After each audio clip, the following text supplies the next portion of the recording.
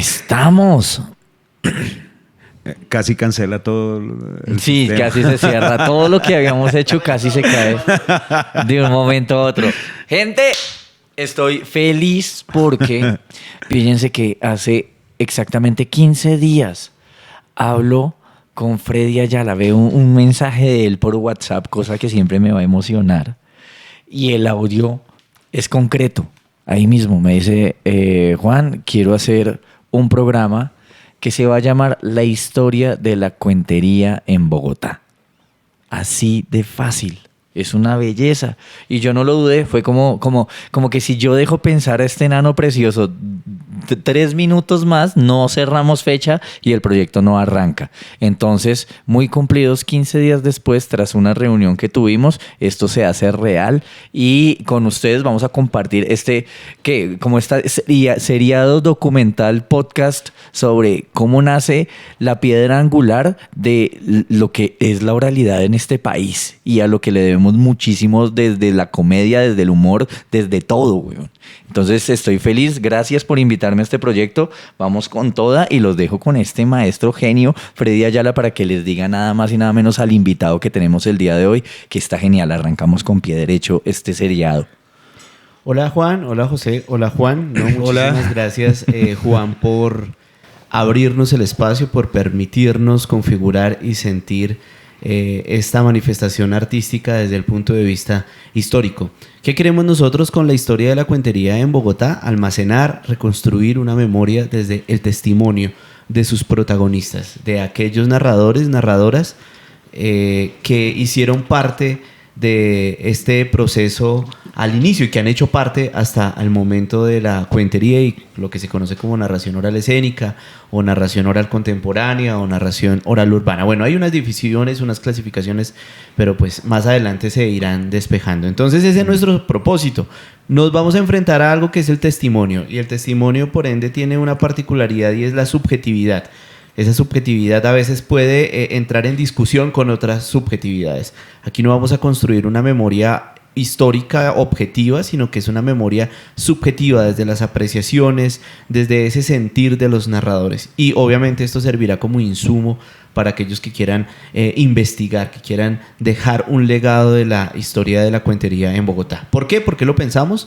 Porque han pasado muchas voces, han pasado muchos narradores, muchas narradoras y de pronto esa falta de esfuerzo por cristalizar, por dejar una memoria ha hecho que muchas voces, muchos cuentos se vayan sin tener una grabación de ellos. Hablamos de cuenteros como Jorge Navarro, como incluso Alexander Díaz Mateo, como el maestro Carlos J. Vega, entre otros. Y así vamos a empezar con la historia de la cuentería en Bogotá, invitando a sus protagonistas, hablando de lo que era la ciudad de Bogotá y cómo fue que se empezó a gestar esta manifestación artística. El día de hoy pues tenemos a un invitado supremamente especial, José Moya. Yo cuando empecé a contar cuentos en el año 2000, empecé en la Universidad Distrital. Allí en la Universidad Distrital vi a Diego Mateus. Aquí arriba, en la Maca. En la Macarena. En la Macarena acá, en la aburrida, ¿no? Vi a Diego Mateus, vi a Freddy Palomino, a unos que ya no están. Vi al gordito, a Leonardo Vargas, lo vi ahí contando, entre otros narradores. J. Pineda, lo veía que era... Sí, que está en Miami en este momento, ¿no? Sí, en Miami J. Pineda terminaba de contar y recuerdo que todas las mujeres se lanzaban a que le firmaran autógrafos. Era un sex symbol sorprendente. Para esa época yo ya escuchaba hablar de José Moya. Escuchaba hablar que era un ícono, un mito en la cuentería y lo ubicamos dentro de este movimiento que fue y se gestó en Lourdes, en la plazoleta de Lourdes. Entonces pues invitadísimos todos a escuchar aquí al maestro José Moya. José, muchas gracias por aceptar esta invitación. No, muchísimas gracias por la invitación.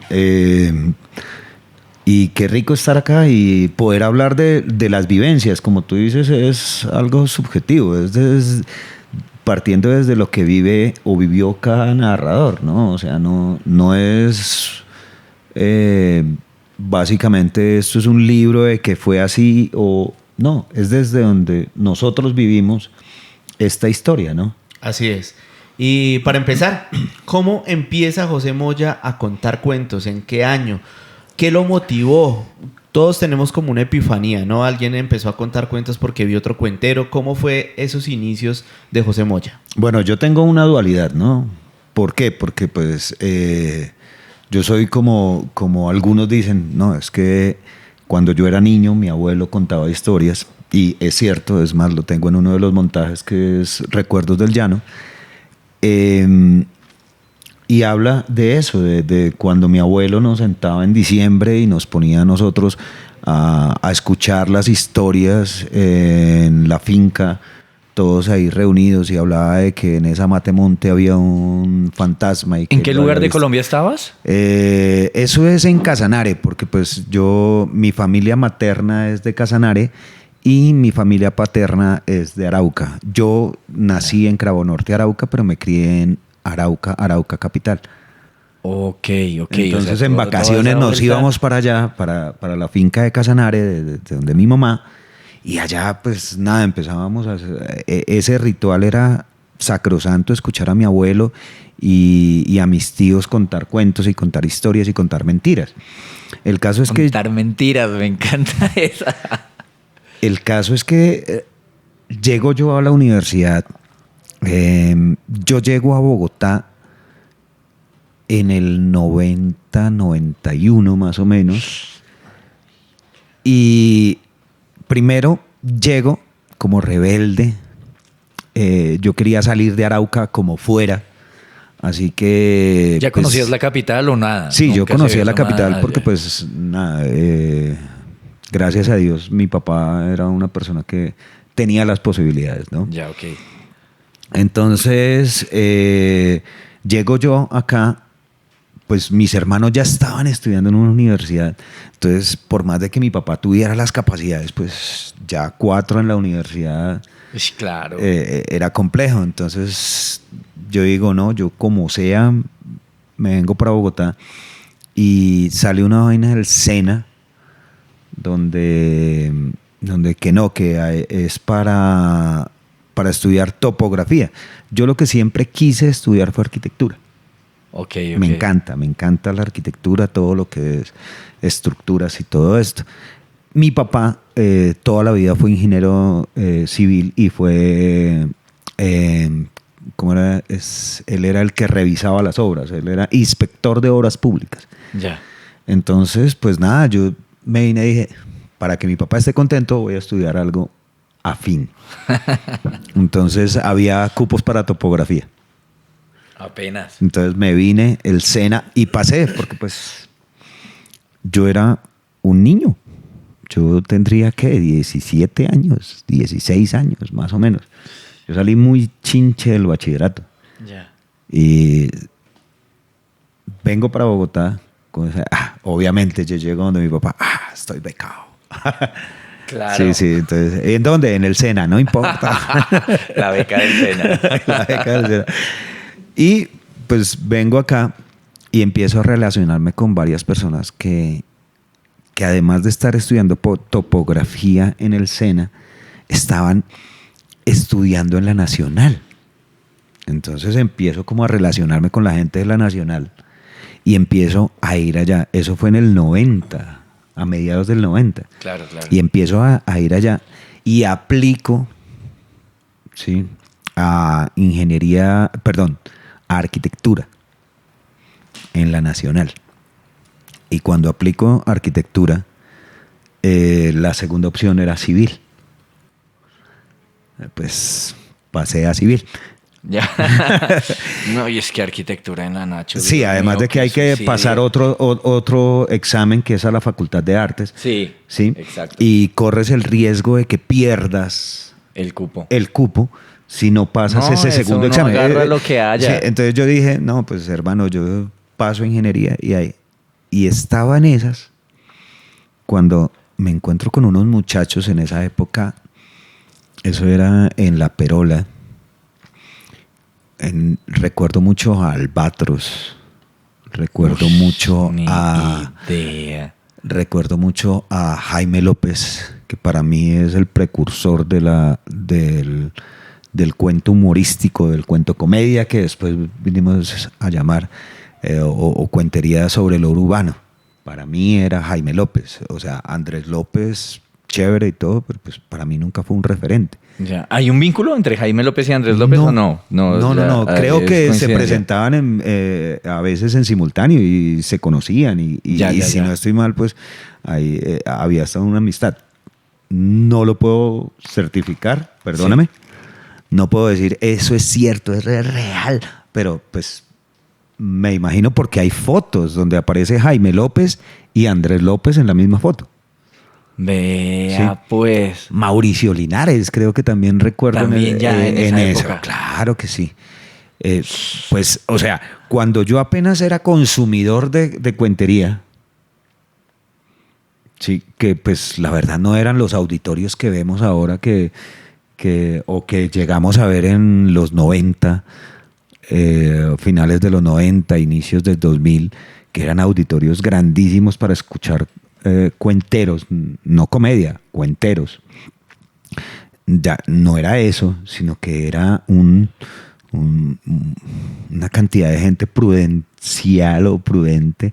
Era muy pequeña la cantidad, pues no muy, pero pues ponle 40 personas a comparación. No, eso es ruedo para uno arrancando. Ush. Sí, pero pues nada, después de que ya uno vio, por ejemplo en mi caso, ruedos de más de 2.000 personas, pues uno ya, sí, claro, eso ya, sí, es un ruedo de 500 personas, uno dice, no, 50, eso no es nada, eso es lo que llaman o llamamos en calle el público base. 40 personitas que están ahí ya, como para arrancar.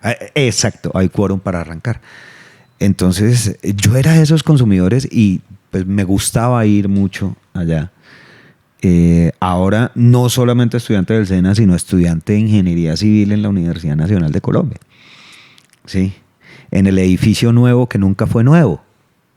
Que es una anécdota de los que llegamos a estudiar en la Nacional, que hoy en día sí hay edificio nuevo, sí, de ingeniería. En esa época le decían edificio nuevo, era un edificio que estaba hecho en el 50. Y ¿verdad? Es que esos edificios de la Nacho son conservación arquitectónica como de un arquitecto alemán, ¿no? Sí, o algo así. Una cosa así. Es una vaina. Cosa así.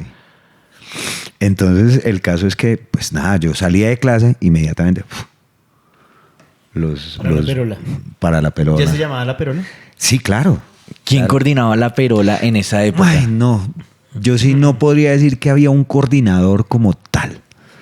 Porque era un grupo de muchachos que se hacían ahí y que genial. Invitaban a personas. Y ahí conocí yo a Carolina Rueda, conocí a Jaime Riascos, conocí a Jorge Navarro, conocí en esa época, conocí como público. Ya después los conocí personalmente, pero pues ya entrando en la historia. El caso es que yo los veía y tenía ese piquito. Pero pues yo había hecho teatro en el colegio toda la vida, pero había una particularidad y es que yo era tartamudo. Sí, esa es una de las anécdotas que nos unió mucho con Mateo y ahorita les contaré. Sí, yo recuerdo que Mateo también tiene esa anécdota de su tartamudez. Yo era ratón de biblioteca en el colegio y era tartamudo, por eso hacía teatro, trataba de hacer teatro. Obviamente en esa época pues los papeles eran El Árbol y Pantomima. Sí, Árbol 1. Árbol 1 y Pantomima. El caso es que dije, bueno, ¿qué vamos a hacer? Además de esto, en paralelo, yo visitaba mucho el Parque de Lourdes porque me encantan las artesanías y en esa época pues eran los artesanos de Lourdes, que en mi ingenuidad de chico de pueblo no lo veía como que los hippies marihuaneros de Lourdes. Pero ese recorrido geográfico a mí me gusta bastante porque estás en el SENA. ¿Qué SENA? ¿Qué SENA? Sí. En el SENA de la primera, esa es la primera. Claro, en el SENA de la 30. SENA de 1 de mayo con 30. No, el de la primera bajando de la Caracas, no me acuerdo. Avenida Primera. Cerquita a la Ortúa, sí. Relativamente cerquita, sí. Bajando por ahí estudiaban delineantes de arquitectura, topógrafos.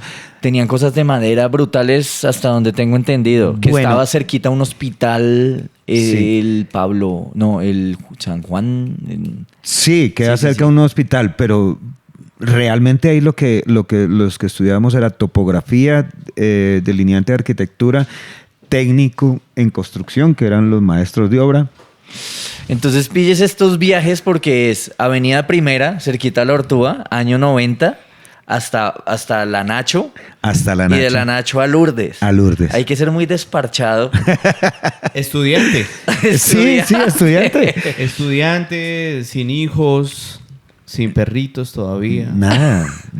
Desparchado, recorriendo la ciudad. ¿Y dónde esa vivías? época- Chico de en pueblo. esa época no había Transmilenio. Nada. No. Era bus del que Buseta. nosotros conocemos como cebollero. El cebollero y el ejecutivo. Y el servicio ejecutivo que era para la gente prestigiosa. Sí, pero que podía de- pagar 100 pesos más. Exactamente. 100 pesos, tú viviste 20 lo de pesos. 100 pesos. 20 pesos 20 más. pesos. 20 pesos, claro. Claro. 5 pesos, ¿no? No debía haber, ¿no? Era... Yo recuerdo que había monedita de 5 pesos. Sí, había monedita de 5 pesos, pero pues ya eso era de pobres. ¿Y dónde vivías? Y esa es la belleza. Yo vivía en, eso se llama La Española. Eso queda al lado sí, cerca al Minuto de Dios. Uy, no. En la qué 80. viajes, En weón, la 80. Sí, señor. ¿Cómo lo configura uno sus desplazamientos, ¿no? Esos buses que tenía que coger, cómo uno va Nada. configurando ya esa mentalidad. Va haciendo ese una cartografía. Sí. ¿Cómo usted llega y cómo conoce Lourdes? O sea, ¿cómo alguien le dice que eso está lleno de hippies? No. Bueno, usted dice que no tenía el concepto todavía de Para Estaba mí en la eran sangre. artesanías. artesanías. Para mí eran artesanías y pues nada, yo siempre he sido muy inquieto con todo lo que tenga que ver con lo artístico y con las manualidades.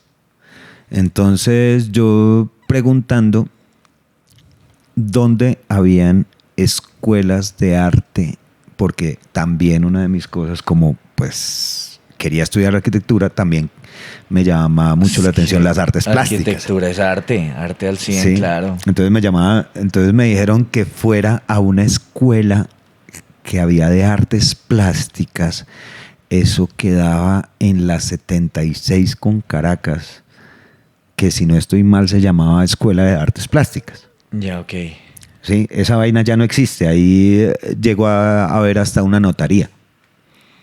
Cerca Ok, sí, a sí, Agrocampo, y sé dónde queda Ya. Agrocampo porque le compro las cosas a mis perros. Sí. Sí, entonces, Una esquina grandota ahí sí, que queda sobre la Caracas. exacto. Ok. Ahí quedaba esa escuela. Entonces fui una vez a averiguar sobre esto, sobre las artes plásticas. Averigüé la cosa, me di cuenta que era costoso y que por mi propia cuenta no podía y que mi papá no me iba a pagar porque ya había entrado a la Nacional. Entonces, no, señor. Tú vivías con tus hermanas. Con mis hermanos y mi hermana. O sea, Ok. somos tres. Todos se vinieron de Arauca. Todos. Para esa época, mi hermano mayor, el mayor de los hombres, porque mi hermana mayor es la mujer, él ya estaba de regreso Ok. para Arauca. Para Arauca. Sí, por cuestiones de que no quiso seguir estudiando. Sí. Le llamaba más la atención el campo, el llano, las vacas y todo esto, que no niego que me encantan, pero pues no era como la pasión no era que tu él nicho. siente para eso. Entonces él decide regresarse. Y entonces yo llego a Lourdes y me encuentro con los mimos que hablan. Sí, en esa época le decíamos los mimos, ¿sí? Que lo que hacían era imitar a las personas, perseguir a las personas, ¿sí? Imitarlas. Hacían unos ruedos grandísimos y referencian el Parque de Lourdes todo lo que es el cuadro del frente de la iglesia de La Lourdes, iglesia, Sí. todo hasta casi llegar a la 13. ¿Sí? Todo eso se armaba de gente.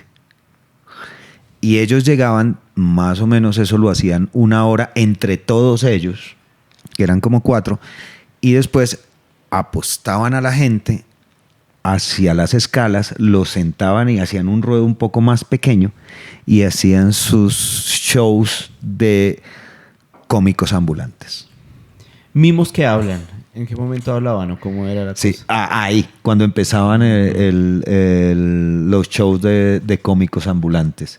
Entonces, Ok, entonces eran callados haciendo un ruedo brutal al frente de la iglesia. haciendo imitación Y ya luego los timaban para sentarlos en las escalas. en las escalas. Y empezaban a echar chistes. ¿Cómicos ambulantes qué era? ¿Echar chistes? No sé si ustedes recuerdan lo que hacía Roberto el Príncipe y la Princesa. No, yo no tengo ni idea. Era como pasar al público al frente. Exacto. Y ir narrando mientras el público va ¿Nunca actuando. viste los cómicos ambulantes del Perú? No. Bueno, ¿tú lo viste alguna vez el programa de cómicos ambulantes del Perú?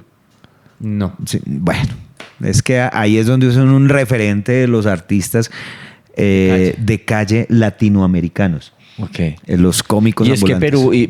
Perú es muy clown. Yo asocio mucho a Perú con el clown. Yo creo ¿no? que Con toda Chile esa es línea. más clown. Ok. Yo creo Vea, que pues. Chile es más clown y circo. Ok. Perú es más cómicos. Listo. Más cómicos, más esto. Pues el caso es que veo yo todo esto y además estoy viviendo la cuentería en En la Nacional, la Nacional. Jaime López, Albatros y Jorge Albatros, Navarro. Jorge Carolina Navarro, Carolina Rueda, Jaime Escobar. No, todavía no conocía a Jaime Escobar Púrpura. Era Jaime Riascos. Jaime Riascos. Jaime Riascos. Me fascinaban y siguen fascinándome las historias de Mauricio Linares. Linares. Sí, con sus cuentos mágicos de su abuelo y de su abuela. Que a mí me apasionan y Allá más en con Buenaventura. su manera particular de sentarse en ese banco con su pie no. Pisando. Sí. Es una postura. Esa postura Es una muy postura de zen, él. como si Sí, fueras a invocar. Yo lo veo a él donde lo veo. O sea, no, a mí no me interesa si lo veo en una universidad, en un parque donde está Mauricio. Yo voy a escuchar porque es eso. Qué pena te interrumpo. Eso fue muy importante. Yo recuerdo cuando inicié en el 2000, las posiciones que asumían los cuenteros, esa posición corporal, y ya se volvía muy icónica. Entonces Claro. muchos imitaban la posición, por ejemplo, de Mauricio Linares. Sí. No sabía que detrás de esa posición estaba Mauricio Linares. Y eran posiciones corporales minimalistas. Era algo supremamente mínimo, pero eso ya marcaba una identidad en el cuentero. Yo pregunto, ahora que lo mencionan y me estás hablando de los 90, ¿ese Mauricio Linares de esa época ya tenía esa postura minimalista? Ya, ¿O yo- llegó a explorar alguna vez estar realmente de pie? O sea, no recuerdo haberlo visto de pie. Me imagino que de pronto sí, y en este momento mi memoria no. Recuerdo ver a no. Mauricio Linares de pie en una obra que se llamaba, si mal no estoy, La Noche Transfigurada. La noche transfigurada, ¿qué pasa con ¿Qué pasa? unos elementos Ah, escenográficos? Baila, ahí estuvo de pie, pero es que esa Sí. es una cosa Esa más... es una excepción a la regla. ahí Pero mira, yo todo el tiempo que recuerdo, y estamos hablando de hace muchos años, desde el 90 yo creo, desde el 91, yo a Mauricio lo recuerdo es en esa posición. Ok. Sí, Pero así mira, mismo tú- como recuerdo a Iván Torres, siempre con su cabello largo, muy indigenista, como recordar a Juan Sin Miedo con su bastón de mando, porque ni siquiera era un zurriago, como recordar... ¿Qué es un zurriago? Un zurriago es un palo de bejuco con una... Para cascar. Exacto, Ya, eso ya, normalmente en el llano se utiliza, es zurriago y eso es para las gallinas, para espantar las gallinas. Ok. Como recordar también la escena que te dije hace un momento del Jorge Navarro. Bueno, me parece que podemos recordar esa anécdota. Jorge Navarro es como una especie de mito de la cuentería. Cuando entré en el 2000... Sí, he escuchado mucho el nombre. También lo ya. escuché mucho, que fue un rebelde que tuvo una anécdota por allá en el Iberoamericano de Teatro frente a Fanny Mickey, o sea, que el tipo era un loco. Incluso llegué a Fue escuchar... el primer cuentero invitado al Festival Iberoamericano de Teatro, el señor Jorge Navarro. Yo llegué a escuchar que también fue novio, no sé, estos son chismes del poeta Raúl Gómez Hattin. ¡No! Bueno, la verdad, la verdad, o sea, esto de certificarse Y decir fue así. Y decir fue así, no. No. Que era un apasionado de Hattin, sí. Él era un apasionado de Hattin, tanto que yo creo que él murió como Hattin. Murió de la misma manera. Murió como Hattin. ¿Cómo mueren? No sé, Arrollado por un bus. Arrollado por un bus, pero hay un mito alrededor. No se sabe si se lanzaron o el bus los atropelló. Los dos Ok. tienen el mismo Los misma dos historia. tienen el mismo lazo y tienen el mismo mito. Tengo otra anécdota de Jorge Navarro y es que una vez salió desnudo de la Macarena. Sí, ¿una? ¿Una? Muchas anécdotas. No. Recuérdanos unas de Jorge. No, yo creo que entre ellas, esas eran como las más populares. Igual yo, la relación que tuve con Jorge fue más de escucha, porque a pesar de que yo narraba cuentos, en esa época yo ya estaba narrando cuentos y ya iba a las universidades a narrar cuentos, ya me reconocían porque desde el 91 era el cambiapúblico de los mimos ambulantes. Bueno, pero Es que aquí sí, nos hay saltamos mucha una información, cosita. sí. Acá nos saltamos algo y es que usted está haciendo Deambulando por movimiento entre el SENA. El SENA creo que nació con el gobierno de Gustavo Rojas Pinilla por ahí en el 57, que fue una de las Vea, apuestas pues. interesantes de la dictadura de Sí. Rojas Pinilla. SENA, Universidad Nacional, bueno, primero Barrio La Española y Barrio. de ahí al Barrio Lourdes. Lourdes. ¿En qué momento es que usted se lanza al escenario a contar cuentos? Y ya Precisamente en el Parque de Lourdes. Cuando yo era una persona muy tímida, ¿no? O sea, a pesar de que había hecho teatro, pues por mi misma tartamudez, pues yo obviamente tenía como ese dejo de que, y si me lanzo. Entonces, vi al señor Roberto Ademarniel García, eso fue en el 90. Roberto Niel ya estaba en el 90 Sí, acá. desde el 88. Dios. El 90 o 90 y... Sí, tuvo que haber sido en el 90. Lo vi debajo, o sea, digamos, en la parte de arriba, al lado de las escalas, se presentaban los mimos que hablan, los cómicos ambulantes. Y en la parte de abajo, también haciendo show de cómicos ambulantes, se presentaba Roberto, no haciendo cuentería, haciendo show de cómicos ambulantes. En la parte de abajo, donde había un andencito. Es más, en esa época no había el andencito. Creo, si no estoy mal, porque yo estuve en Lourdes Sí. cuando estaba la fuente. Había una fuente en la mitad de la plaza. Ay, Es no más, jodas. tú puedes echar una buscada en todo el internet y no encuentras una foto de la fuente del Parque de Lourdes y cuando la estatua de Sucre estaba abajo. No, y yo lo vi. Son datos históricos que... Claro, no, para mí el Parque de Lourdes siempre fue el Es parque así, más plano, derecho. dentro de las fotos, Aquí, en no, esta no. foto de acá, estás en Lourdes, pero estás frente a la iglesia. A la iglesia. Mira, es que quiero mostrarles algo. De pronto, desgraciadamente, no lo tenemos acá en firme, pero acá hay una foto. Y Ahorita la ponemos en... Sí, esa la ponemos en... Sí, quiero que la vean. Es una foto de José Moya, 1990, Cuenteros del Parque de Lourdes. Eso está... No he logrado conseguir la foto y el que logre conseguirme esa foto original se lo agradecería en el alma porque eso está, si no estoy mal, en la hemeroteca o en la... Qué ruedo tan lindo, 1990. En 1990. Ah, mira, acá dice, Fuente SEAM Museo de Bogotá. José, entonces tú das con Lourdes, ves a Roberto Niel y ahí te pica la vuelta y te paras. No me paro. Voy y hablo con los mismos que hablan y les digo, mire, yo soy cuentero de la universidad. Ah, ¿tú te atribuiste? Sí, soy... Ay, Qué marica. respetuoso. Sí, llegó como qué yo soy irrespetuoso. cuentero de la universidad. ¿De cuál? de la Universidad Nacional. Yo estaba estudiando en la Universidad Nacional. Marica. Pues yo estaba estudiando en la Universidad Nacional. Sí, había mucha verdad. Sí, o sea, yo estaba estudiando en... y empecé a narrar cuentos de los que contaba mi abuelo. Uf, eso está muy lindo. Entonces empezaban a Y tu narrar abuelo, cuentos. en el llano eran historias de miedo, me imagino, ¿o no? Más De o todo un menos, poquito. habían de todo De un poco. guerra, brujas, vainas así. Sí, cosas así. Y habían cuentos indigenistas.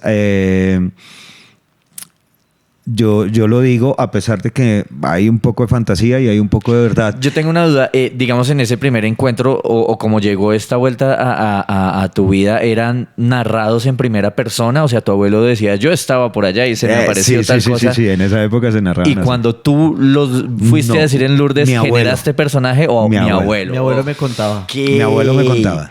El caso es que en esa época, que era una vaina mágica, hermano, porque es que yo vengo a narrar cuentos del llano, cuentos de esto, a unas personas que hacen Y del comedia llano, de la del calle. llano de verdad, no ese llano Golfi y Villavicencio, Sí, sí, sino sí. del llano. No. Es más, con el respeto a la gente de Villavicencio, lo voy a decir acá y lo voy a decir muy claro. El de Villavicencio no es llanero, es de Piedemonte. Sí. Piedemontesino. Sí, es Piedemontesino. Usted no es llanero. ¿Que le gusta la música llanera? Eso, no, mentira. Pero nada, no, siempre le saco... Llano, Arauca es llano de Claro, verdad. Cabo Norte, estamos hablando. Mi abuelo en Agua Azul, Casanare, cerca de Yopal, entre Maní y Yopal. ¿Tú llegaste con acento o no? Siempre has sido neutra. Más criollo que una pella chimope en un alpargato, una joda así. No, oye. No, es más, yo narro el cuento de recuerdos del llano con acento llanero, papá. Y es una Qué cosa belleza. interesante porque es que yo me imagino que tú escuchas los cuenteros de la Nacional, que son cuenteros que yo más o menos he interpretado como unos cuenteros de la memoria. Sí. Carolina, Jaime Riascos, todos ellos son muy Aunque Carolina serios, y Riascos muy era de los Andes, literarios. ¿no? Sí. Ah, bueno. No, Sí. creo que Carolina es de la Javeriana. Caro es de las Javerianas. De las Javerianas, Entonces sí. ellos son muy literarios, ¿no? Y tú vienes a sacar esa cuentería que está ya tan literaria y meterla en un espacio donde la vaina es absolutamente... Pero todavía no tocaba las universidades. Todavía no me presentaba en universidades, no. Yo me boté de una a la plaza pública. a la plaza pública. También porque no lo conocía, pero me habían contado en esos ámbitos de los escuchas de cuenteros que había un tipo que se llamaba Misael Torres, que ese señor narraba cuentos en el Chorro de Quevedo y que también alguna vez lo vieron narrando cuentos en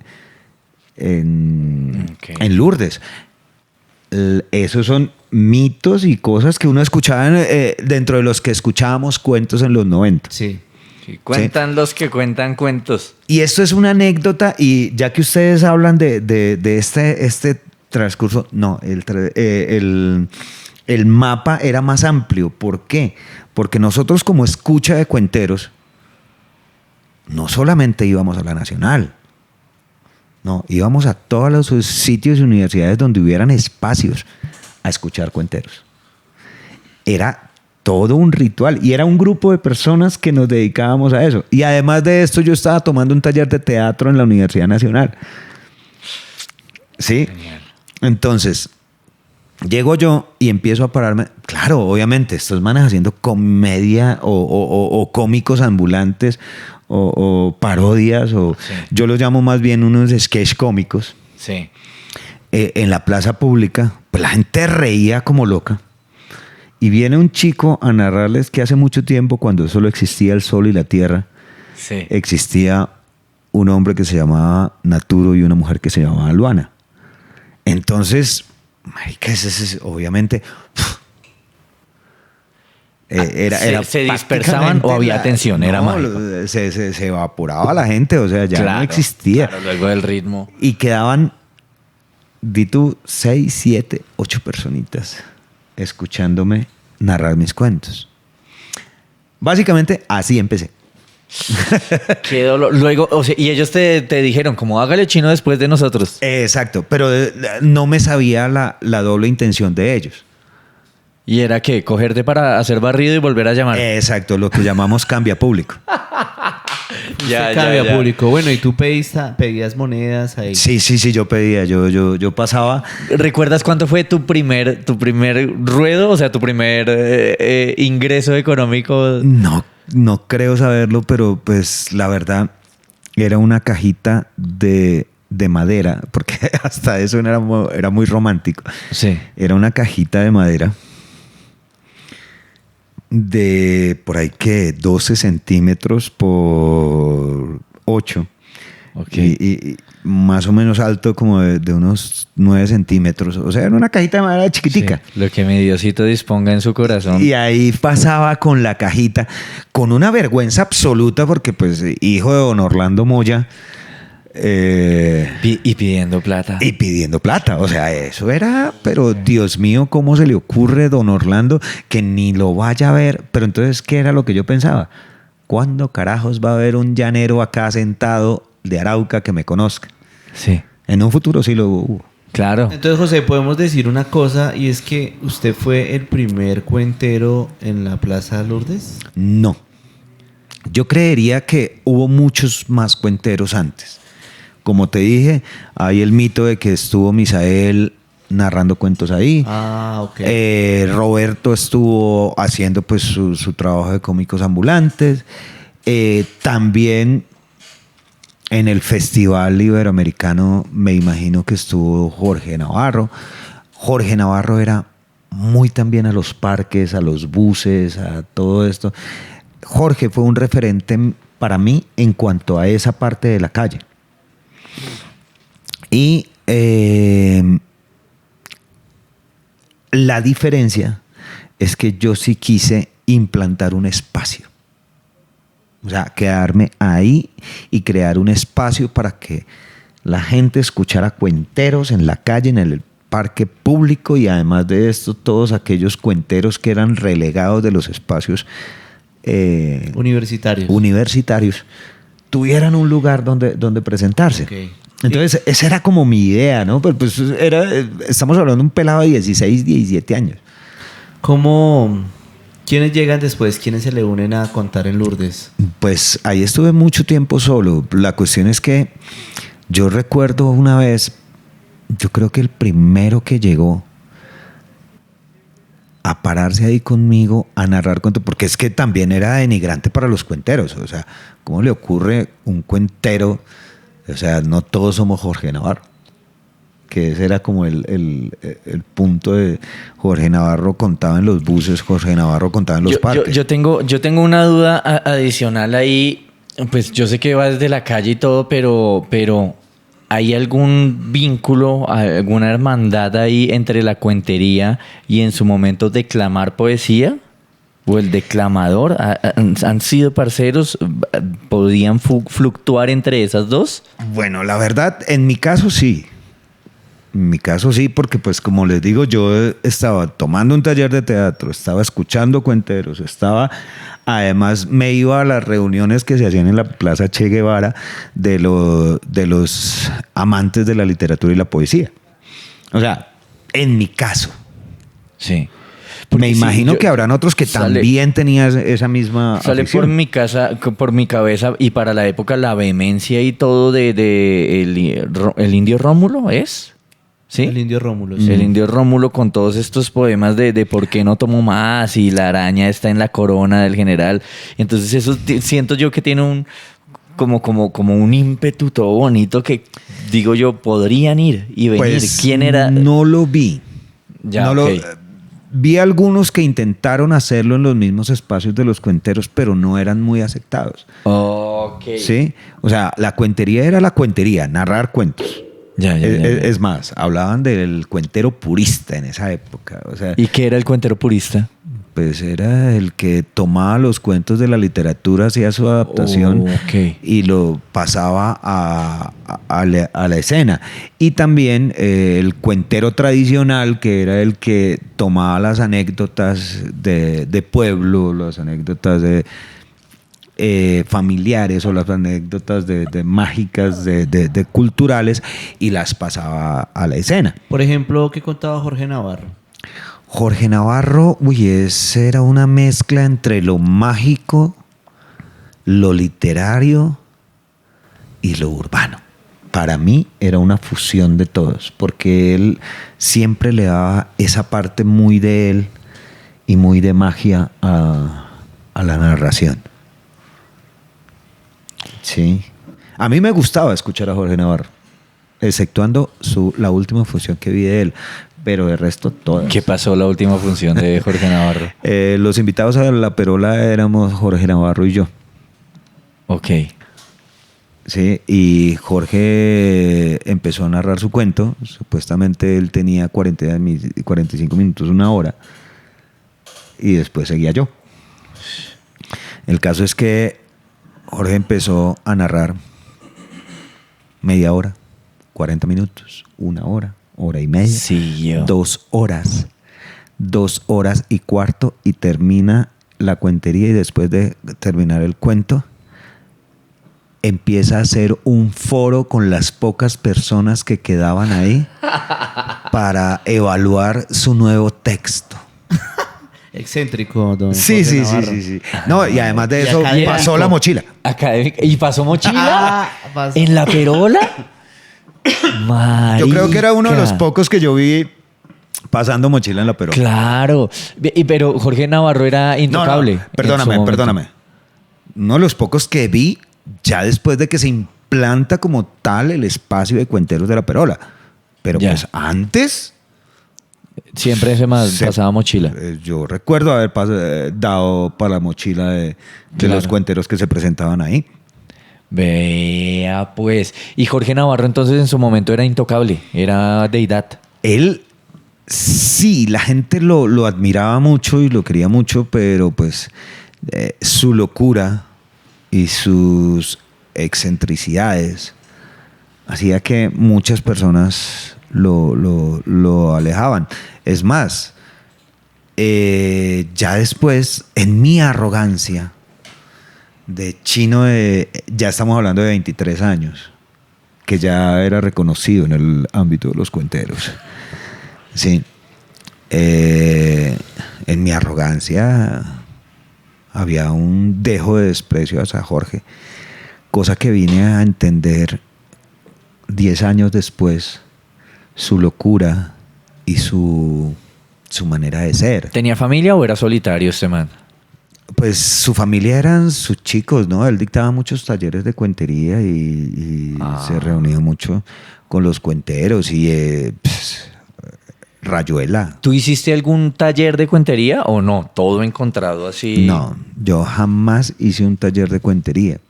¿Y te merecía algún pensamiento los talleres de cuentería? Como chévere o no les Bueno, hay que creo? preguntar si había talleres de cuentería. Sí, claro Sí. que sí. Carolina Rueda era... Ella, Carolina, lo dictaba en el Teatro Nacional. Sí, Andrés Uy, López, qué Andrés nivel. López con sus Teatro talleres. Nacional, no, en la Biblioteca Nacional. Uf. Si no estoy mal. Bueno, eso es un dato. Puede estar ahí. Andrés López. Andrés también dictado. Sí, En los Andes. En los Andes. De ahí nace el señor Alexander Díaz Mateo, mi hermanito del alma. Entramos ahora con Mateo. Podemos ya, bueno, ya tenemos unas nociones de Jorge Navarro. ¿De dónde? Que igual los narradores que van a venir aquí nos lo van a seguir ampliando. Ah. Ahora queremos ya meternos con Alexander Díaz Mateo. Alexander también hace parte de la creación de Lourdes. No. Porque fueron hermanitos. ¿Cómo es que se encuentran Bueno, con este señor? ¿Tú conociste a Mateo? Sí. A ver, esto es una historia...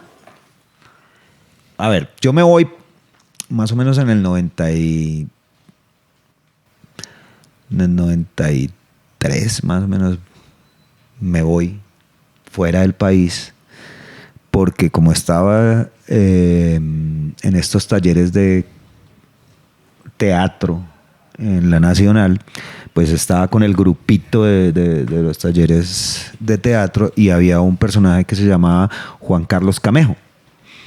Juan Carlos Camejo era de estas personas inquietas que van, averiguan, buscan. Y se fue a averiguar en la embajada de Cuba becas para... Entonces llega y se me acerca y me dice: José, acompáñeme a la embajada para ir a ver si aplico a una beca. Pues yo ya estaba allá, pues yo también apliqué. Ok. Y como son las cosas de la vida, él no pasó. Qué injusto. Y yo me gané media beca. Media Genial. beca. Yo no era apasionado de la ingeniería civil. Sí recuerdo que había mucha población yendo a estudiar A Cuba. a Cuba porque en mi barrio como 2, 3 amigos terminaron estudiando medicina. Mucha gente se iba Como para muy allá. fácil, era como, no sé por qué terminaron. Eran exámenes como hacer los exámenes de admisión a la nacional. Sí, entonces tú ibas a la embajada, había una parte que era la parte académica, entonces estos eran los de medicina, estos eran los de artes, estos eran los de ingeniería, estos los de agronomía.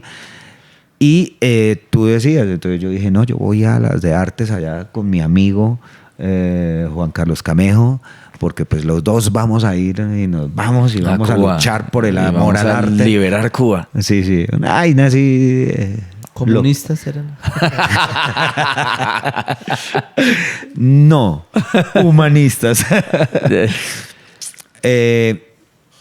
Y nada, entonces me gano la media beca. La cuestión era cómo decirle a mi papá, ingeniero civil, que iba a dejar ingeniería civil. Bueno, yo creo que la dualidad de muchos artistas, ¿no? que hemos vivido esa parte. Y pues nada, me fui para allá, para Cuba. Regreso de Cuba.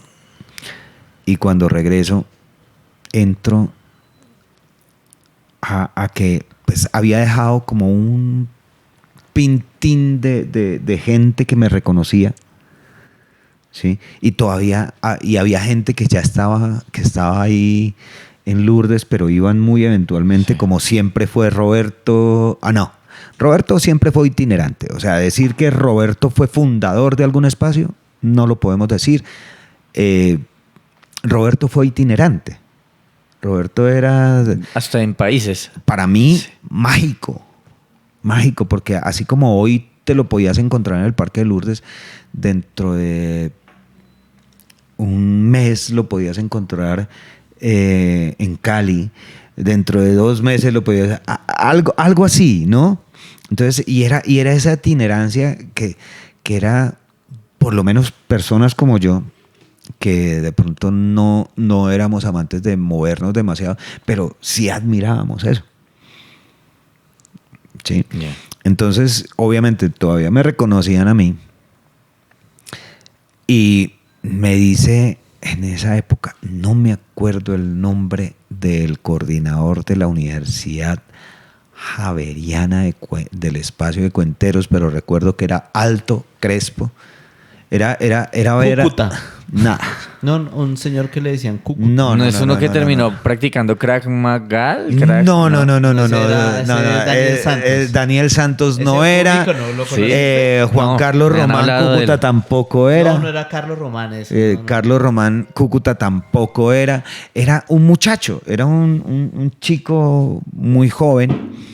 Creo que él no siguió en este ámbito de los cuenteros, pero pues voy yo al Parque de Lourdes porque dije, mierda, llegué de Cuba, mi papá ya no me está dando nada. ¿Y qué? ¿Para comer qué? Entonces me voy yo para el Parque de Lourdes a narrar, y estamos hablando del 95,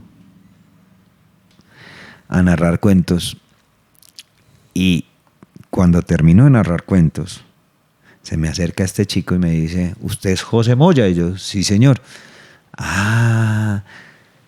Yo quiero que usted vaya a narrar cuentos en la Universidad Javeriana. Yo manejo el espacio de arquitectura de la universidad.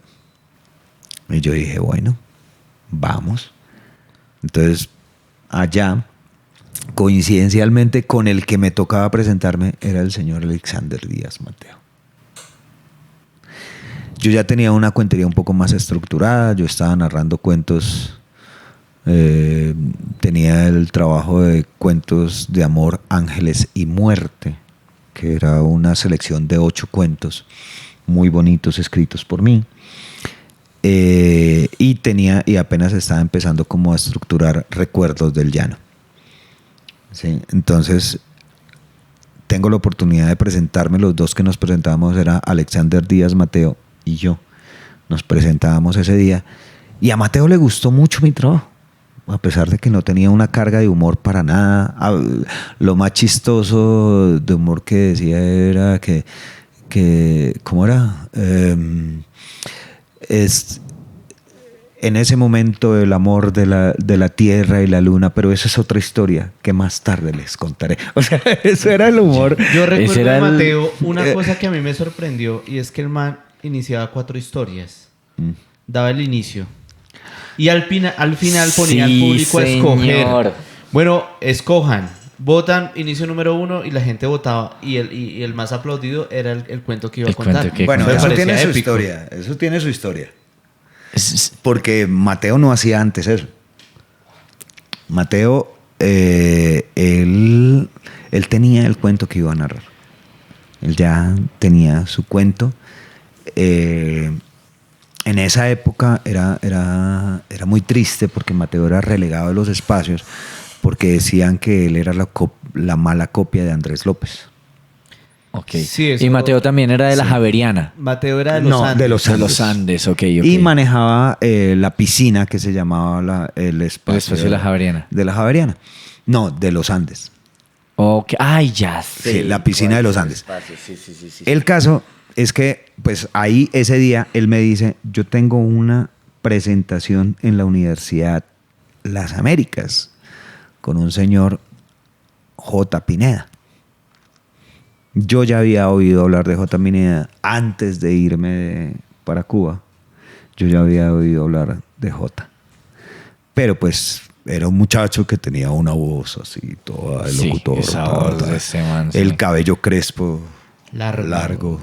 Era un sexy. Yo no sabía que era cabello crespo largo. Ah, Las cabello chicas- crespo las largo. chicas iban a que les firmaran los pechos y todo.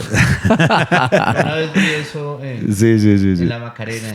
Y yo dije, ¿esto hace la cuentería? A ver, A lo lo que pasa es bien. que hablemos de Jota que es un sex symbol. una época, hermano, donde los chicos, tanto que salió en la revista Semana, ser cuentero está de moda.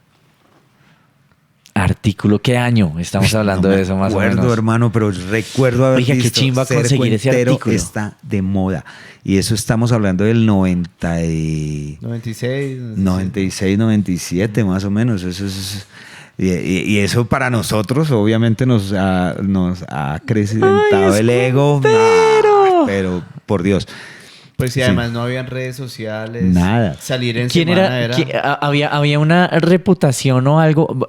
Es que hay muchas preguntas que yo tengo también de contexto, pero bueno, Dale, papá. esta rapidita chiquita. ¿Había una reputación o algo entre ser cuentero de universidad y cuentero de calle? ¿Había uno Sí. mejor que otro? A ver, nosotros, los de calle, nosotros decíamos, el cuentero universitario jamás llegará a hacer lo que nosotros hacemos en las calles, En las calles. pero nosotros sí lograremos hacer en las universidades lo que ellos hacen. Ya. ¿Sí? Tanto que nosotros llegábamos, teníamos una arrogancia. Es más, esta arrogancia todavía la conservo. Y puedo asegurar que la cuentería fue más conocida por los espacios de calle que por los espacios universitarios. Es más, yo te puedo decir que los públicos que llegaron a los teatros llegaron más por los espacios de calle que por los espacios universitarios. Claro, nosotros. No por lo malo o bueno, sino por la popularización de los espacios. Yo quiero saber otra cosita ya más de contexto también, así muy breve. Llega José del Llano y el José que yo me debo imaginar es un man que escuchaba música llanera y todo era de allá y descubría todo. Sombrero, la O macheta. sombrero, cómo se vestía, qué música escuchaba, qué televisión había, qué permeaba eso. Bueno, ahí hay una cosa y es que yo siempre fui muy amante a la cultura indígena. Ok. Y además, pues siempre me gustó el rock. Amo mi música llanera con todo el corazón. Si a mí me ponen acá a un Jorge Guerrero, a un Lorenzo Alta, a un Quintero, a un Cholo Valderrama, se lo voy a disfrutar con todo el amor del mundo. Sí. Pero siempre, desde muy chino, desde que a alguien se le ocurrió llevar un casecito de rock de Guns N' Roses, Arauca, Y sé quién fue. Es más, si algún día ves esto, me acuerdo que fuiste tú, Henry. Él era... hijo de pucha, se me olvidó. Él es Henry... Henry Miller. Bueno, pucha, Requiniva. Henry Requiniva. Él llevó el primer casecito de rock allá. Espera, te interrumpo ahí. Es que hay una cuestión con los inicios del rock en los 80s y los 90s. Siempre había alguien que llevaba un casecito. Es como cuando llevaron el hielo allá a Macondo. Oh, sí, señor. Sí, señor. Y en mi barrio también fue alguien que llevó un cassette. Todos no escuchábamos nada, nos comunicábamos con humos, todos ahí desnudos. Y llega este señor con un cassette. Y la iluminación. De Green Day. De Green Day. Y ahí fue, nos descubrió el rock. Sí. Y yo recuerdo muy bien, por ejemplo, eso. Entonces, yo no era tan así, no era tan el muchacho criollito, a pesar de que siempre he sido apasionado de mi cultura llanera. Entonces, pues nada, eso es otro cuento. Yo llego acá ya partiendo de que yo ya había hecho teatro. Yo ya había escuchado rockcito, yo ya había viajado. Entonces, pues no estaba tan nuevón en la cultura popular rola. Okay. Yo tengo bueno, para volver a retomar, yo quisiera que terminemos con lo de Mateo. Entonces, bueno, Mateo te invita a la Universidad de las Américas. Que lo acompañara, porque él tenía la función. Sí. Yo no iba a contar. Allá me presenta a J. Pineda. Y J. Pineda me dice, bueno, dentro de 15 días, tengo show, si quiere, pues que venga José. Y tengo un invitado, Diego Camargo. El gordo. Ellos entre los dos entendieron el gordo. Para mí era el maestro Diego Camargo. Y yo no sabía que me iba a presentar con Diego Camargo. El caso es que esa misma semana él dijo, Mateo dijo, pues entonces yo te doy la función de la piscina. Yo, bueno, listo. Entonces hago la función de la piscina, que eso eran los miércoles de piscina de los Andes. El jueves era las Américas. Y el viernes yo no lo ocupaba, porque el viernes era para narrar cuentos en el Parque de Lourdes. Estando en eso y ser, ahí sí podemos decir, de reconocido, porque pues era otra vez que la gente me reconociera en el ámbito, viene un chico de Cali que se llamaba Daniel Muñoz. No, Daniel Muñoz es el que vino de Chile, era un malabarista de Chile. No, Diego Murillo o Daniel Murillo, algo así. Murillo, él todavía está, creo que actualmente vive en España. Sí, él es rubio. Sí, rubio Crespo.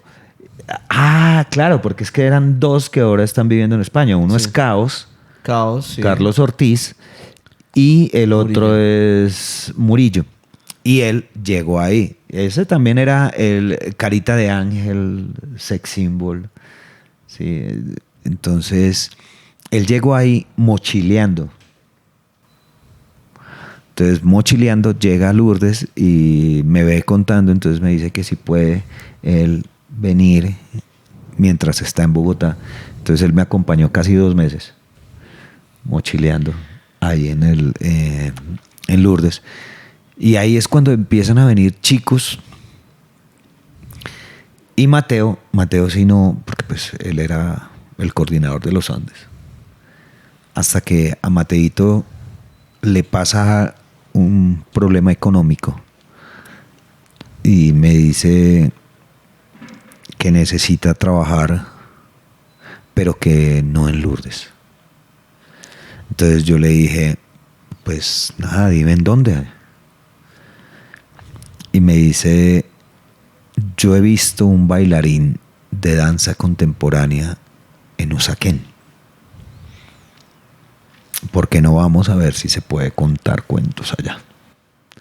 En esa época ya llevábamos por lo menos 2 años contando juntos con Mateo. Ojo que se dibuja también como ese estatus que él quiere, como quiero estar en Usaquén, que crema y nata con la gente y todo. No Sí. se puede leer. No. ¿Por qué no Lourdes? Sí. Lourdes era más por su... A ver, la cuestión es que Teo, habían cosas que le daban miedo. Ok. ¿Sí? Y en esa época no estaba, a pesar de que existía como espacio y que era reconocido, estamos hablando en el 95, 96, no era ese espacio ultra reconocido que después fue. Entonces todavía habían miedos hacia, además de que él era criticado, además de que él era rechazado. Por Dios, me invitaban más a mí a los espacios universitarios que a él. Sí, entonces a él lo invitaban a veces porque pues él coordinaba la piscina de los Andes. Sí, entonces nada. Él tenía ese miedo, él tuvo ese miedo en esa época, entonces me dice que un lugar donde nunca más o que nadie, y fue cuando él me dice que fuéramos a Usaquén. En esa época yo estaba viviendo en el apartamento, compartiendo apartamento con una amiga de la novia de él de esa época. Y prácticamente ese marica vivía ahí. ¿Sí? Entonces ahí hacíamos nuestras tertulias, ahí hablábamos de nuestros cómics, ahí hablábamos de nuestras aficiones y ahí hacíamos los planes de cómo, de los nuevos montajes, de todo esto, porque nos colaboramos mucho. Los dos tenían esta afición por cómics. A ti también te encantaba la vuelta. Sí. A mí es... para él Linterna Verde, para mí Batman. Ok, qué cool. Entonces, a pesar de que él también fue fanático de Batman, pero pues... él se volvió un gurú en Linterna Verde. Sí, sabía Verde. que era muy respetado y que era el que más quería. Hasta el punto que en su funeral le hicieron llegar... Una de Batman y una de Linterna Verde. Sí, coronas. Sí, que eran las dos. Esas se las mandamos a hacer nosotros. Ah, qué lindo. Sí. El caso es que, nada, fueron 2 años compartiendo con Teito, donde el primer año fueron espacios universitarios. ¿A cuánto espacio? Festival Iberoamericano de Teatro, off. Terminaban las obras y nos presentábamos con Mateo. Nosotros, no recuerdo haber visto a alguien antes que nosotros haciendo cuento a 2 voces. Ok. Nosotros hacíamos cuento a 2 voces. Mateo y tú. O sea que antes de que yo recuerdo haciendo cuento a 2 voces era Mateo y Harry Marín. Ya Pero antes pues, lo hiciste con eso él. fue mucho Tiempo después. sí. Es que nosotros con Mateo tuvimos un roce y nosotros partimos cobijas. Se separaron. Sí.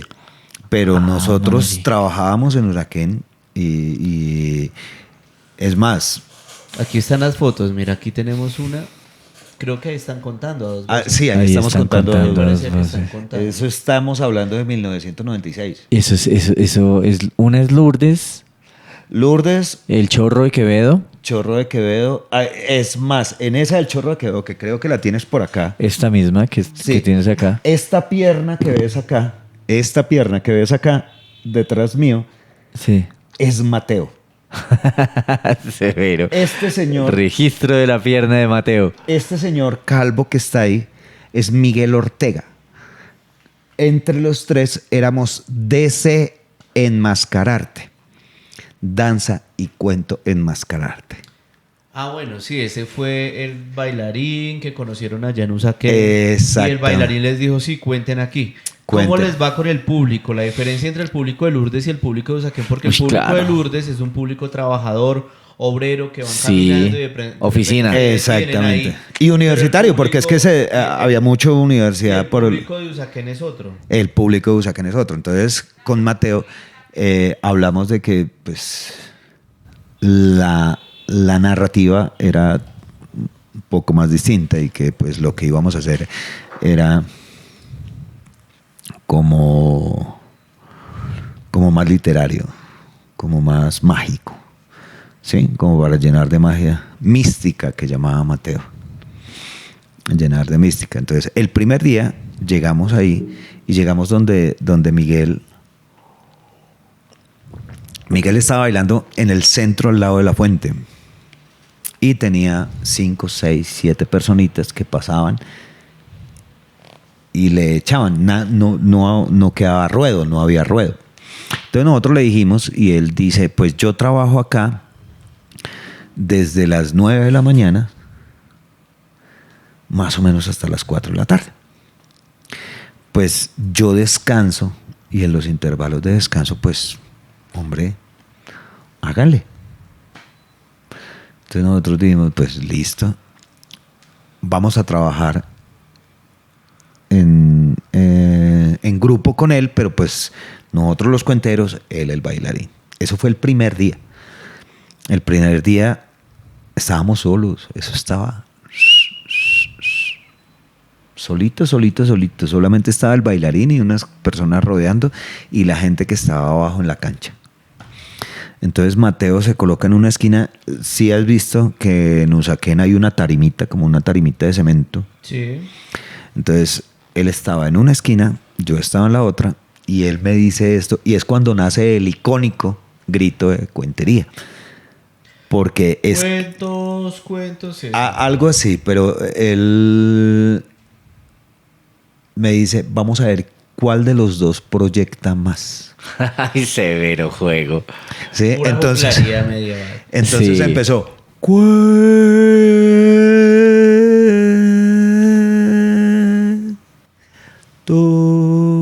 Después yo le contestaba. Cuento. Algo como Milhouse. Algo así como Milhouse. Entonces, pero Solo a imitar. Pero en esa época, hermano, o sea, en este momento no puedo sostener esa pues tanto Claro. cigarrillo y tanta vaina, pero es que Eran la idea era los Vicente el que durara Fernández. más y que proyectara más y al final de todo esto era cuentos, historias, leyendas. Y él decía, leyendas, cuentos, historias. Y llegaba la gente. Y ahí empezaba a llegar la gente. Y llegó la gente como, bueno, ¿y esto qué? Sí, me empezó a llegar un grupito de chicos universitarios que, pues, estrato 16 Claro, y medio. porque ahí está Andes Lasalle externado. No. Usaquén. Usaquén. Ah, ok. Usaquén, estamos hablando de Usaquén, pero la gente que rodeaba ¿Qué y vive? que visitaban esa zona, pues obviamente gente de los Andes, Sí, de la sí. Javeriana. Lo más gomelo es. Claro, gomelísimo, y la gente que iba allá era gente muy gomela. Entonces, pues obviamente al escuchar esto de cuentos, pues evocaban, me imagino que en esa época no era tan fuerte la cuentería de calle como se convirtió, sino que era más el referente de los cuenteros universitarios. Sí.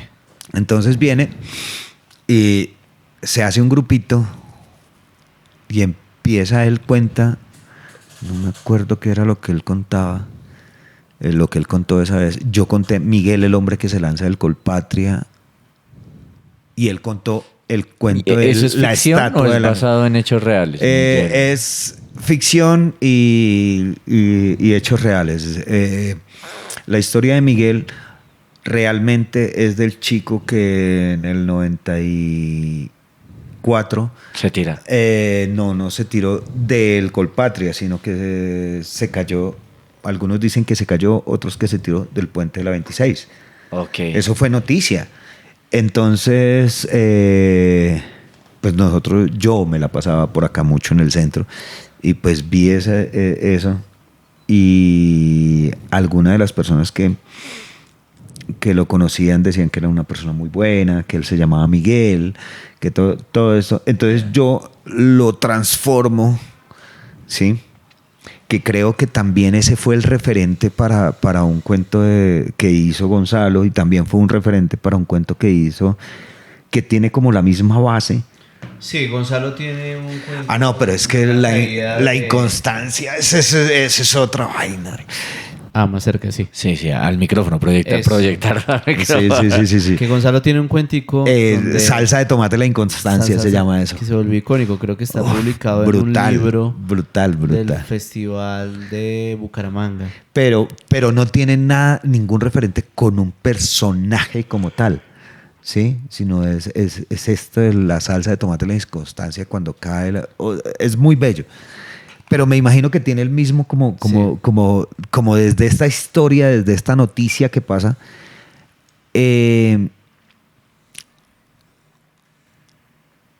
Juan Carlos Grisales también tiene una historia que es todo lo que pasa, que alguien se cae del Colpatria, pero solamente él habla del trayecto de la caída. Lo que yo hice fue tomar todo lo que hablaba la gente de este personaje, que era un personaje muy conocido porque creo que era vendedor ambulante pero era muy conocido por esta parte de la séptima, y que todos decían que era muy bueno y que toda la vuelta, entonces yo lo transformo en un cuento, ¿sí? Pero yo creo que la base fue esa noticia de ese personaje que se cayó del puente de la 26, porque creo que es más o menos como en la misma época que nace el cuento. Y ahí eso fue lo que contaste en Usaquén. Eso fue lo que conté en Usaquén. Y se formó ya el espacio de Usaquén. Entonces nos fue tan bien que pues yo venía de la calle, de narrar cuentos en los parques, venía de Cuba, de aguantar hambre, entre comillas, porque me tocaba trabajar por mis cosas. Y esta vaina del amor a la calle y del juglar y de todo esto, yo me siento con Mateo y le digo: Teo, nos fue muy bien, porque no compartimos nuestra mochila con el bailarín que nos dio el espacio. Entonces ahí fue cuando lo llamamos y le dijimos: ¿cómo te fue? Con esa arrogancia implícita, o sea, sí. Pero pues no era una arrogancia, era como la manera de ser, como que a nosotros nos fue mejor, pero a ti no, pero pues te vamos a ayudar, amiguis. Sí. Y él nos dice, y pues realmente no recuerdo, es que ahorita los valores, pero mira, era tan bueno Usaquén que con lo de un fin de semana yo pagué 2 meses de arriendo. O sea, con lo de un domingo. Sí. Con lo de un domingo yo pagué 2 meses de arriendo. No, marica. Con un mes trabajando en Usaquén pagamos la matrícula de lo que buscaba Teo, que era reunir para su matrícula, para completar lo de su matrícula, en la Universidad de los Andes. No. O sea, así de bien nos iba. Y el chico, obviamente, el bailarín. La contada de cuento en calle de Usaquén pagó una matrícula en la Universidad de los Andes. En la Universidad de los Andes. En la Universidad de los Andes. Obviamente para nosotros ese choque, pues, ¡pum! Pero era solo los domingos. En cambio, Lourdes ya estaba miércoles, jueves, viernes y sábado. Claro. Entonces, pues miércoles, jueves, viernes y sábado yo trabajaba en Lourdes. A veces me acompañaba Mateo, pero estaba estudiando. Entonces, pues nada. Y los domingos eran de Usaquén. Querido José, ya nos toca ir redondeando, ya tenemos que finalizar. Me quedan muchas preguntas, sin lugar a dudas. Yo creo que vendría una segunda entrega de José Moya. ¿Cuánto duró, para ya ir redondeando, cuánto duró en Usaquén? ¿Cuánto tiempo duró en Lourdes? ¿Y por qué se acaba Lourdes? Bueno, en Usaquén solamente estuve trabajando 2 años con Teo. Que ahí fue cuando lo que les decía hace un momento, te decía que partimos cobijas, nos abrimos los dos, fue por una disputa, pues en este momento no tengo ni idea por qué fue. Amorosa, pero quizás. De pronto el caso es que después de esa disputa, pues él me dice: yo me quedo con Usaquén y usted váyase para Lourdes. Y yo, listo, breve. Ush. No hay, pero tengan en cuenta que Chorro de Quevedo, que era, perdóneme, Fresco. que era los sábados, porque es que esa era. Yo trabajaba miércoles, jueves, viernes, Lourdes, sábado, Chorro de Quevedo, nos íbamos los dos con el bailarín, que ahí está la foto de evidencia. Sí. Y domingo Usaquén. Y domingo Usaquén, esa era. Entonces dijimos, no, pues tú te quedas tú en Lourdes y nada. Entonces había un chico que estaba como empezando, porque pues todavía estábamos como esta de que... perezas. Sí, no cuentes, pero si llegas te dejo contar. ¿Sí? Pero entonces llegó un personaje... ¿cómo es que se llama este pelado que después trabajó con Mateo en Usaquén? Juepucha. Fernando Lara. Fernando Lara. Ah, Fernando Lara. Fernando Lara era un estudiante de colegio que le gustaba ir a escuchar cuenteros en Usaquén. Ya. Entonces alguna vez le dimos como la oportunidad y le dábamos como la posibilidad de que narrara, pero pues eso fue, si duramos 2 años trabajando con Mateo, fue 1 año donde pues él se presentaría 1 o 2 veces y eso por ay, démosle la oportunidad al chino. Sí, pero después de que yo me voy, pues viene Fernando Lara y quiere asumir el puesto mío dentro de Usaquén. Mateo lo frenó un tiempo. Como que, hey, Sí, cálmate. cálmate, papi.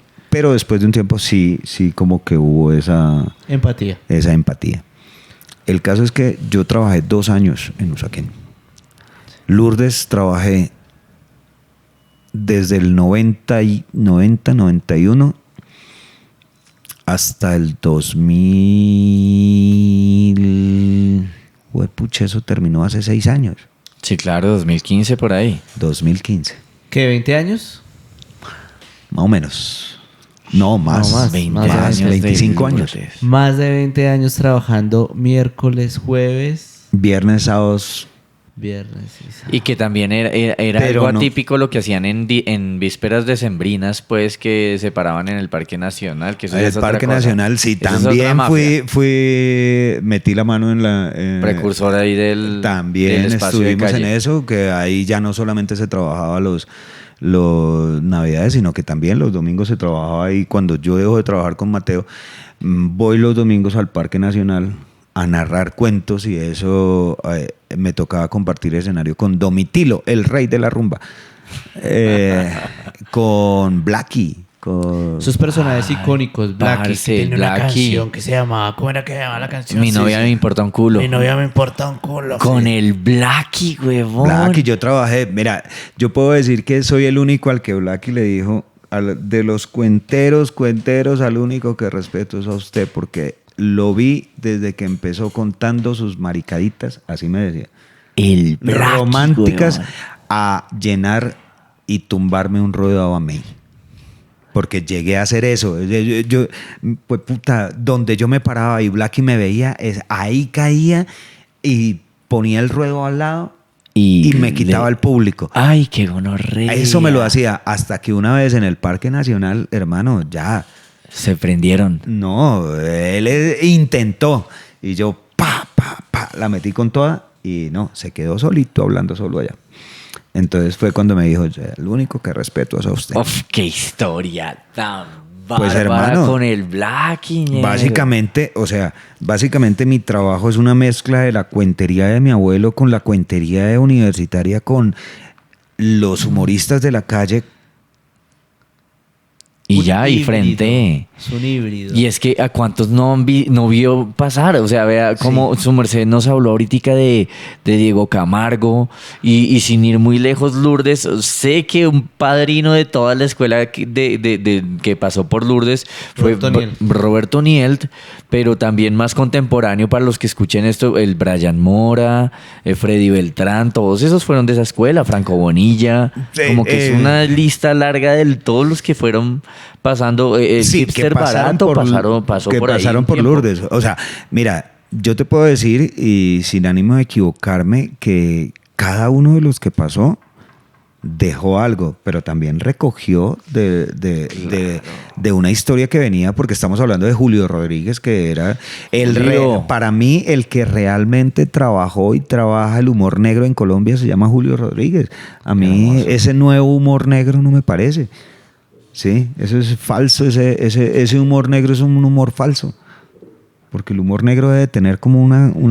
Alguna vez yo le escuché algo que de ahí en adelante yo siempre lo cito a Freddy Ayala cuando que hablamos de humor negro, y es que una cosa es el humor negro y otra es el oportunismo. Sí, totalmente. Entonces, de acuerdo. Eso me caló mucho a la hora de entender el humor negro. A pesar de me pareció muy chévere. O sea, yo admiro el trabajo del humor negro de Julio Rodríguez. Para mí es el plagiador más maravilloso que existe en el mundo. Roba con estilo. O sea, el único que le hace durar a uno, ese texto si era mío o yo se lo escuché a él. O sea, tan bueno. Sí. O sea, el man cogía un texto de otra persona, lo transformaba de una manera, me imagino que todavía lo hace una transformación una magia ahí. De una manera, y lo botaba que lo hacía dudar a uno que el cuento era de uno. Qué chimba. Sí, es más. Es que tremenda mafia la de Lourdes. Ayer leí algo que decía Mauricio Linares, que escribió en su Facebook, sí, que habla sobre que le roben cuento. Que algo le roben así por cuento, ahí. Sí. Entonces que le pueden robar todo lo que quiera, pero no pueden robar la vivencia, no pueden robar la magia, no pueden robar las claves que hay dentro de esos textos que parece que no están, pero sí están. Es totalmente eso. Hay mucha gente que dice, es más, te digo algo, el otro día me hubiera enojado en antaño, hoy en día no. Cuando yo le digo a un chico, porque es que estábamos no recuerdo con quién estábamos en el Chorro de Quevedo y escuchamos a un pelado, pucha, y era como escucharme a mí, o sea, sí. Era un eco. Entonces, uno de los pelados que estaba ahí me dice, no, José, es que sus textos ya se volvieron tradición oral de la calle. Oh. Y yo, a ver, gracias por eso, pero es que mis textos son mis textos. Es que mis textos es lo que yo viví, que así era como escribíamos antes. Nosotros, digamos, es que estamos acá, se te cae el micrófono, entonces yo cuento toda una historia de por qué se le cayó el micrófono a Freddy Ayala. Pero lo viviste. Porque lo viví, o porque lo vi, o porque, por ejemplo, en mi caso, muchos de mis apuntes parten de mi abuelo o de mi papá. Que mi papá era un mamagallista de tiempo completo. A mí me encanta eso, que la última vez que compartimos con José Tarima, que no recuerdo cuándo fue, casualmente estaba David Quintero ahí, uh-huh. y hubo un punto en el que yo quedé aterrado de cuánto influencias, de cuánto se llega a compartir, de cuánto, de esa familia que se armó, esa hermandad que se armó en torno a Lourdes, que ya todos se conocían con todo, que tú estabas haciendo tu show y yo estaba con David Quintero y él hacía la fonomímica, pues, con tiempos exactos de lo que tú ibas a decir. Como marica, lo he visto toda mi vida. O sea, obvio sé paso a paso cada cosita que va a decir y ya es gracioso ver esa vuelta. Por ejemplo, ver ahorita ponerse a discutir de los plagios o no plagios. A mí me parece una severenda bobada. A mí me critican. Me dicen, José, es que lleva 20 años contando lo mismo y presentándose en escena con lo mismo. Pues sí, me funciona, ¿no? O sea, es mío, ¿no? Se logra el objetivo, el público está ahí. Está riéndose el público, ¿no? Punto. que si este público quiere escuchar algo nuevo, pues pague la boleta para ver algo nuevo. Ok, ¿Sí? ok. Sí. Listo, entonces tengo un show que se llama Remake, ¿sí? Ya. Y tengo otro show que se llama Manual de Coprología. Yo tengo una duda dentro Que es un recuerdo con Mateo, ¿no? Que nosotros teníamos el trabajo Manual de Coprología Femenina y Filosofía Prostática. Él era la filosofía prostática, yo narraba la coprología femenina, ¿sí? Está muy loco, filosofía prostática. Marica, esos eran los nombres de Esos antes. nombres, es que esos nombres, como hay uno... Causas y efectos de por qué es beneficio que una paloma te cague en el hombro. ¿Qué es eso? ¿Qué es esos títulos? Eso me parece muy lindo.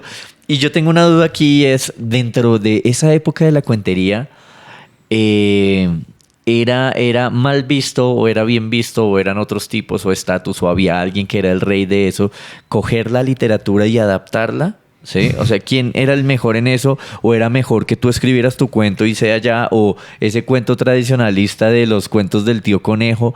¿Qué era lo más respetado? ¿Eso estaba jerarquizado o es como...? Cada cual tenía su visión. Para mí, los mejores cuentos venían de las anécdotas. Ok. ¿Sí? A pesar de que yo empecé narrando cuentos indigenistas, empecé narrando cuentos de tradición llanera, que no eran tradición llanera, sino que eran mi visión de lo que contaba mi abuelo. Yo me traspasé gracias a Mateo. Con Mateo, él me hizo que mi trabajo se convirtiera en algo más urbano. Okay. Más de las vivencias. Entonces, para mí, la narración de las vivencias, por eso digo que a mí pónganme el que quiera que me diga, eso es mío. No, papi, yo lo viví y se lo digo exactamente en qué momento lo viví. ¿Sí? Ya, ok. Listo. Entonces, pero igual, si lo cogen, chévere, les funciona, papá. Les está funcionando. Yo lo poco que conocí de cuentería y todo, yo me obsesioné cuando descubrí ese mundo con un cuento de Kafka que hablaba de un cuervo que se le mete... El buitre, sí. El buitre. Sí, yo lo leí, yo estaba arrancando, recién conocí esa vuelta con Bernardo Páez y todo. Y yo leí ese cuento y yo decía... ¿Cómo hago para decirle esto a la gente? Porque a mí me volaba la cabeza. Y una semana después veo a Freddy Ayala contarlo hermoso en la 40. Es que, y yo como mira, malparido. O sea, eso... uf. Es que es eso. Por ejemplo, a Freddy toma un texto y lo adapta de la literatura y lo vuelve algo mágico. Es que es hermoso. Lo mismo hacía el señor Navarro. Vea pues, Jorge Navarro era de esa línea. Él y también escribía sus propios cuentos. Okay, pero entonces la cuestión es que cada cual le gustaba lo que le gustaba. Sí, y ya, haga lo que se le dé la gana. Pero entonces habían unas pugnas tan absurdas, horribles, que yo contaba en las universidades, contaba en los bares y contaba en calle. Entonces, si hablaban de los cuenteros literarios, pues me golpeaba a mí porque yo también narraba cuentos literarios. De los tradicionales, también narraba cuentos tradicionales, entonces me golpeaba a mí. De los que hacían reír, también hacía reír. Entonces, eso siempre me pareció absurdo, pero pues cada cual tenía su disputa. Ya. ¿Sí? ¿Por qué termina Lourdes? Eso. Y retomando, estaba retomando todo y estaba tratando de cerrarlo. Sí, claro, tanto que se ha abierto. Esas ventanitas. Lo de Juan Peláez.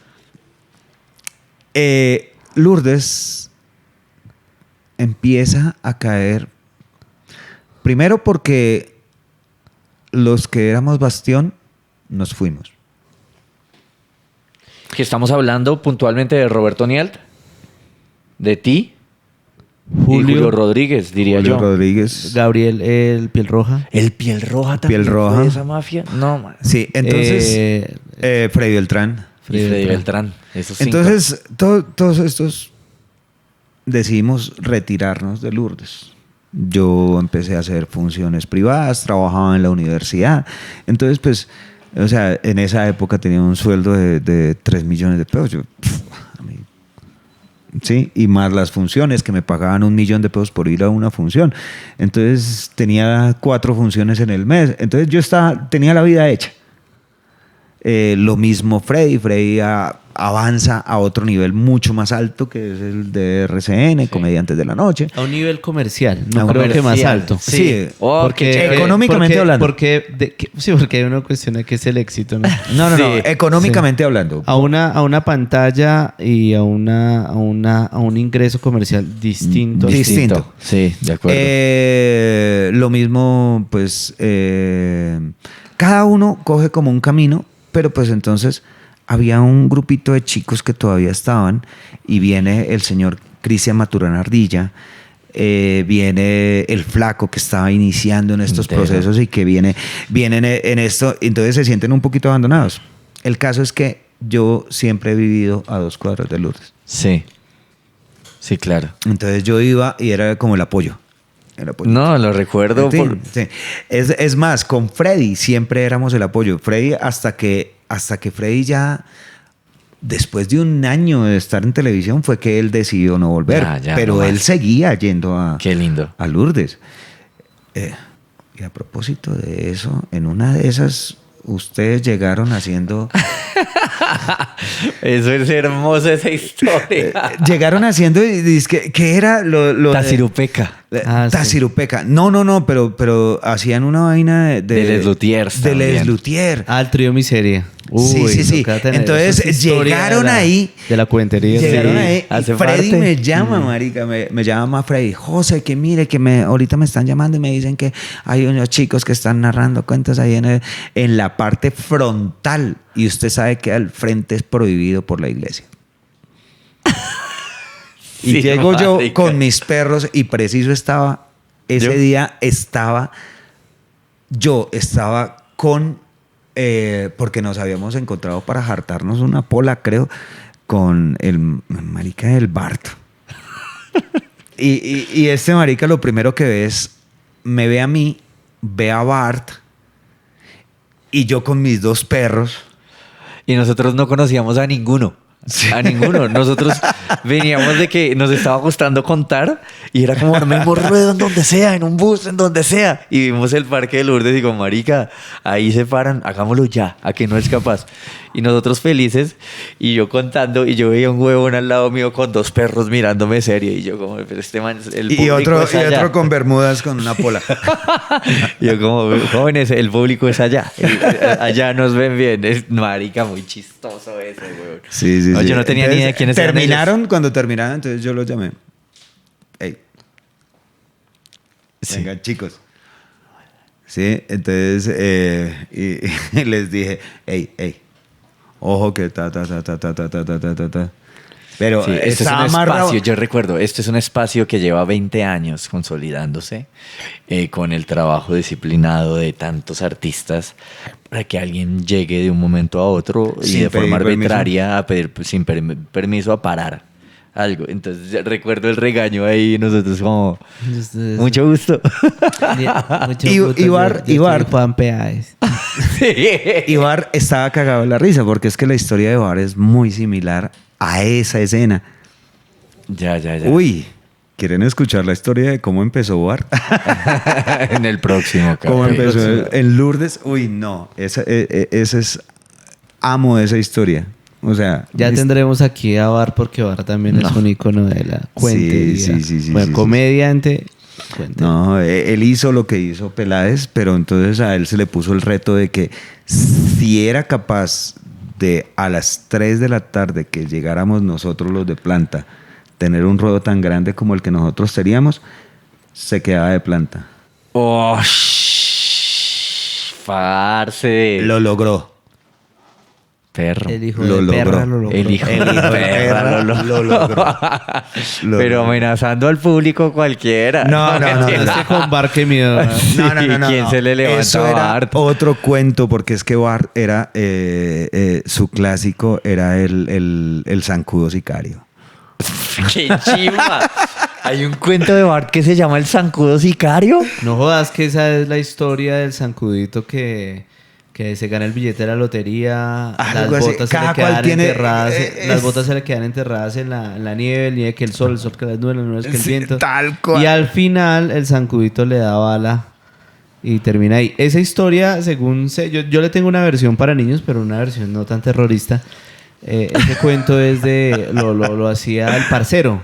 Sí, lo hacía el popular. Robinson Posada, el parcero. No, eso Se lo popularizó. han hecho muchas personas. O sea, es más, como por ejemplo Margarita la Bella, Sí. que es un cuento tan Perdón, ese es el zancudo, discúlpame José, es el mismo que Gonzo cuenta también que un bebé y que le pisa la no sé qué y le dijo al Tal viento y le es. dijo a la montaña y que le Lo volvió que a pasa decir. es que los cuentos Ese. de tradición oral tienen esa particularidad que es la repetición. Sí, Que lo se repite, siento se repite, se mucho. repite, y se pasaron repite. 3 días y siguió intentándolo. Y no sé qué. Porque eso hace pero- una parte de la mnemotecnia del orador. Ok. Si Eso algo- sirve para recordar y recordar, por eso son repetitivos. Si algún día tienen la fortuna y el placer de escuchar a Bart contando el Zancudo Sicario, No, se lo tengo. Necesito marica, escuchar eso, güey. Necesito necesitas escuchar escucharlo, eso. weón. Listo. Hay una cosa ya para ahora sí vamos a cerrar. Y es que hablaste de un cuento, con esto vamos a cerrar, que se llama Margarita la Bella. Este cuento fue icónico en Bogotá, la tradición oral de los cuenteros. ¿Qué fue o qué representó esa Margarita la Bella?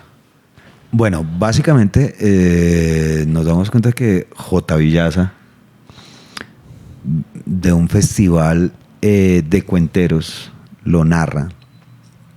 Y después viene el magnífico, el majestuoso, el hermoso hipopótamo bailarín de ballet, señor Diego Camargo. Yeah. Y hace una versión de ese cuento muy urbana. Y después viene el señor J. Pineda y le empieza a agregar más cositas y empieza, porque para mí, o sea, yo se lo escucho para hacer reír al señor Diego Camargo. La primera vez que lo escucho así, porque la primera vez que lo escuché se lo escuché a J. Pero después se lo escucho a Diego Camargo, su versión humorística. Y con esa manera particularidad de un tipo de ¿cuánto mide Diego? 1,80, 1,85 Sí, por ahí. más o menos. Sí. Pero con un torso del mismo... sí. Sí. El Diego Gordo. El gordo Fabiolo. Maravilloso. Ver al gordo Camargo narrando era mágico.